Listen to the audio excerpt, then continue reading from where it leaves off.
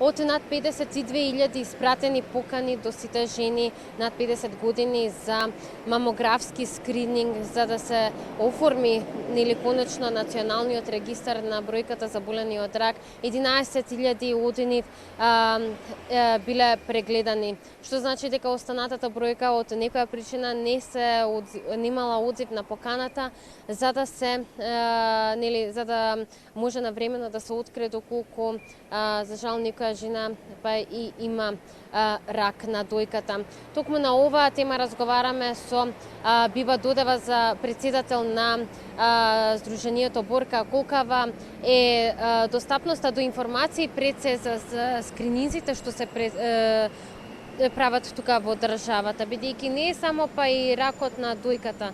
За жал во Македонија ние се повеќе имаме заболени од карцином. Да, било на дебелото црево, на ракот на дојката. Колку скрининзи имаме тука, колку е достапна информацијата до сите граѓани дека можат навремено да направат скрининг, се цел навремено да се открие доколку не дај Боже па и се заболени од рак на дојка.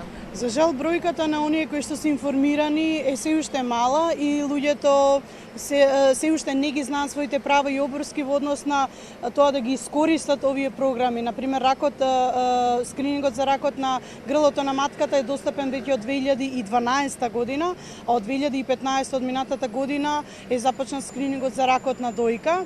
Инаку, исто така, постои опортунистички скрининг за ракот на дебелото црево, каде што се доделуваат бесплатни ФОП тестови.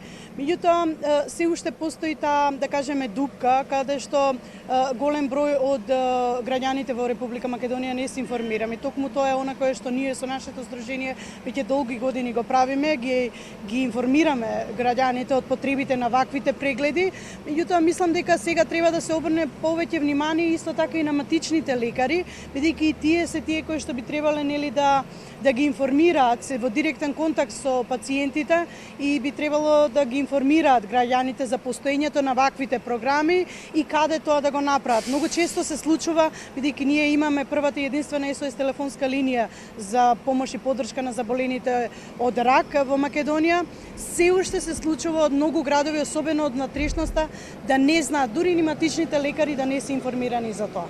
Значи, потребна е едукација, потребно е информирање и потребно е заеднички пристап како на невладинот, меѓутоа и на владиниот сектор за сите оние програми кои што ги води и кои што се достапни сега во овој момент.